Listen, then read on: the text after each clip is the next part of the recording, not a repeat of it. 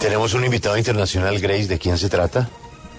Sí, señor, a esta hora tenemos un invitado internacional para hablar precisamente sobre qué va a pasar ahora en la guerra entre Hamas e Israel a partir de la muerte del líder de Hamas, Saleh al-Aruri, en el Líbano. Tenemos a Amos Yadlin, él es experto militar y de inteligencia israelí, para analizar qué sigue con respecto a esta guerra. Por favor, Ana, salúdelo, y precisamente esa es la primera pregunta. ¿Qué le espera a la guerra y si va a escalar mucho más ahora con este atentado al líder de Hamas en el Líbano? Good morning. Thank you very much for your time today, General Yadlin. Good morning. Can you share with us what you think could happen now after this recent attack with the Lebanese? I don't know. You have to ask Said Nasrallah. He attacked Israel on the 8th of October, and since then we are in a low-intensity war. The killing of Aruri, an archi-terrorist from Hamas, was not part of the conflict with Hezbollah. It is a Palestinian terrorist, and none of Hezbollah activists were targeted. But it's up to him, and he should take into consideration that there are many in Israel that want to remove the threat of Hezbollah from the northern border as well. So anything he will do may escalate to a war with Israel, and he has to think whether this is his target as well. Pues responde este analista militar que no se sabe realmente qué va a pasar. Hay que preguntar a las personas que atacaron a Israel, y desde ahí nos dice que la guerra podría, por supuesto, escalar, aclarando, por supuesto, que esto fue comenzado por los terroristas de Hamas y que ahora Israel está detrás de estos terroristas que atacaron a su país. Nos dice que ninguno de Hezbollah fue atacado, así que hay que considerar que Israel no atacó a Hezbollah, y pues hay que mirar qué va a pasar de ahora en adelante con Hezbollah, porque es una amenaza que también quieren quitar del norte de Israel, así que cualquier cosa que se haga puede escalar esta guerra de Israel.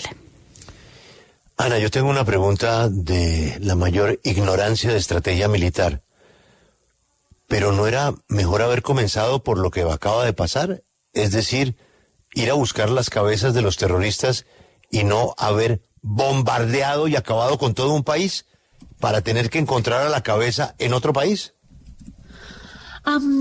General, we are, of course, not experts on military strategy, but wouldn't it have been better to start with what just happened, searching for the heads, instead of bombarding a whole country, killing hundreds of civilians? Wouldn't it have been best to just begin searching for the heads like it's happening now?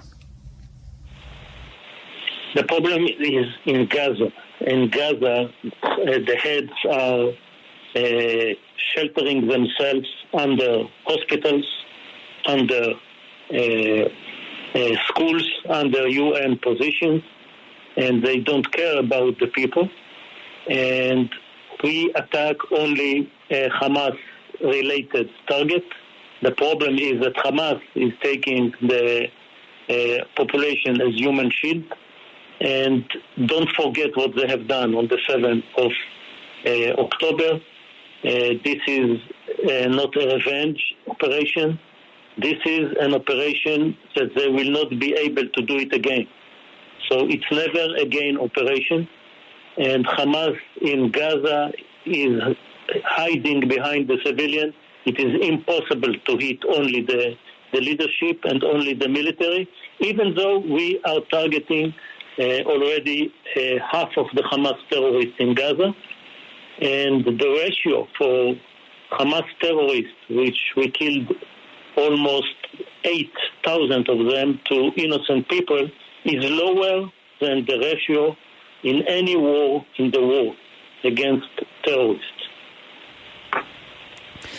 Pues nos dice que el problema está en Gaza porque ahí están también cabezas de Hamás, están refugiándose debajo de hospitales, de colegios, no les importa la gente y aunque ellos están atacando solo a Hamás y su infraestructura, el problema es que está tomando Hamás a la población como escudo humano. No hay que olvidar lo que pasó el 7 de octubre. Para ellos esto no es venganza, sino es una operación para que no se vuelva a repetir lo que ocurrió ese 7 de octubre. Y pues nos dice que a los que están atacando son los militares o los terroristas en Gaza, y si se mira la proporción, pues han matado mucho más militares que civiles dentro de esta operación que en, digamos, guerras o enfrentamientos anteriores que se han visto. Me gustaría preguntarle cuál era el verdadero rol de Saleh al-Aruri, qué alcance tenía y de qué se trata el principio de la unión de frentes que Saleh al-Aruri había establecido. Can you share with us a bit more about the role of Saleh al-Aruri? I mean, what was his role inside the organization, and what was this union of fronts that he had helped build? Yeah, he has 3 roles. He was number 2 in the political level, the deputy of Ismail Haniyeh, who is the head of Hamas. This is Hamas outside of Gaza. The terrorists that live in 7-star hotels in Qatar, Istanbul, and Beirut. He was the head of Hamas West Bank operation, basically send weapons and money that create, that enable terror attacks that killed 30 Israelis in the last year. And he was the coordinator of Hamas with the rest of the axis of evil, Iran, Hezbollah, the Houthis. So he connected all the terror organization proxies of Iran together. So one of the top 5 leaders of Hamas, and his absence will be filled in the operations that will be degraded, the terror operations that will be degraded. Pues nos explica que es el número 2 a nivel político en Hamas. Nos dice que es un terrorista que se hospedaba en un hotel 7 estrellas en Qatar. Nos dice que es la cabeza de la operación de Hamas en Cisjordania. Mandaba dinero y armas para atentar contra los israelíes. También nos dice que era esa persona que coordinaba a Hamas con otras organizaciones de terror como Hezbollah, como los Houthis y con Irán también, así que digamos que era una persona muy importante, estaba entre los 5 líderes más importantes de Hamas. ¿Cree usted que el Líbano va a impedir a Hezbollah responder aumentando sus ataques a Israel ante el riesgo de mayores operaciones israelíes en su territorio? Do you think that Lebanon is going to control the attacks from Hezbollah against Israel to try to control the reaction of Israel? If you mean the government of Lebanon, the government of Lebanon is weak. Hezbollah is controlling Lebanon. It's the strongest military power in Lebanon, much more powerful than the Lebanese army. And the Lebanese government is very weak, and Hezbollah is telling them what to do. So Lebanon has no role here.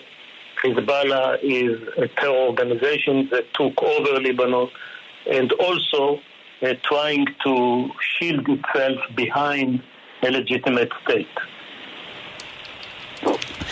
Pues nos dice que el gobierno del Líbano es bastante débil. Hezbollah controla de hecho todo el Líbano, es más poderoso que el ejército libanés. Hezbollah dice al gobierno de ese país qué hacer.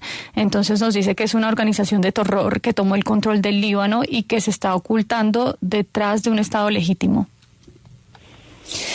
¿Qué impacto cree que tendrá esto que ha sucedido con Salah al-Aruri en la posibilidad de que se llegue a un acuerdo entre Israel y Hamás para la liberación de los 133 rehenes que están en la Franja de Gaza, los 133 rehenes israelíes?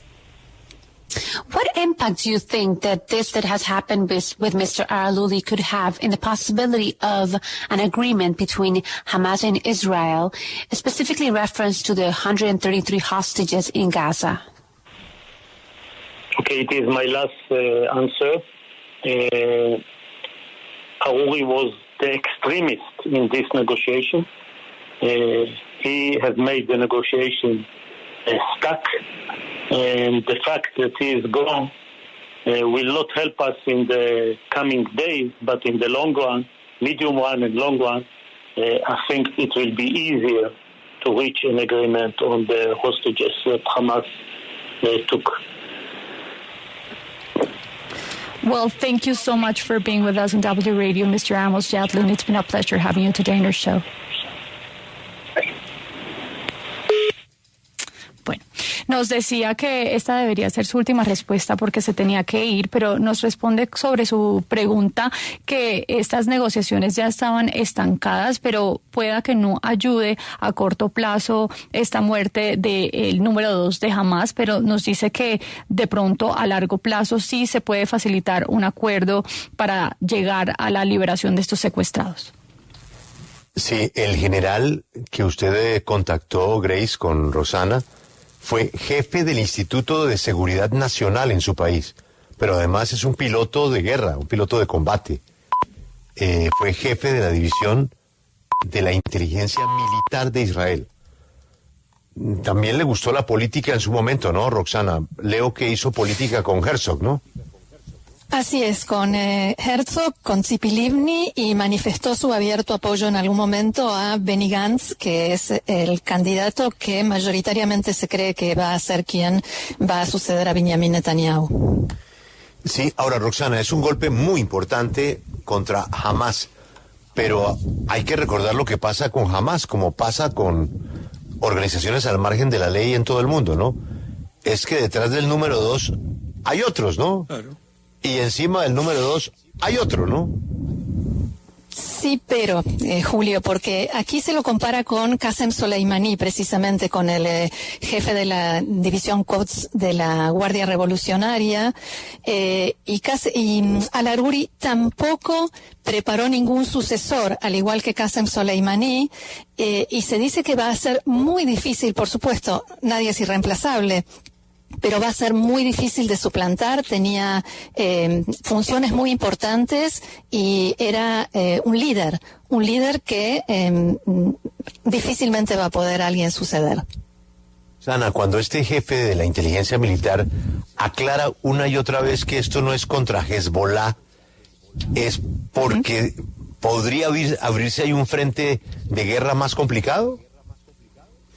Sí, fue un mensaje claramente al secretario general de Hezbollah, Hassan Nasrallah, que está hace muchos años, hace décadas, en el búnker escondido, para que no se le ocurra volver a salir, porque justamente ayer a la tarde salió, pero al mismo tiempo el mensaje no es contra Hezbollah, lo dijo ayer el portavoz del ejército de Israel. Nosotros nos centramos en la lucha contra Hamás en la Franja de Gaza para evitar que el conflicto armado se extienda e incluya también al Líbano y por ende a Irán.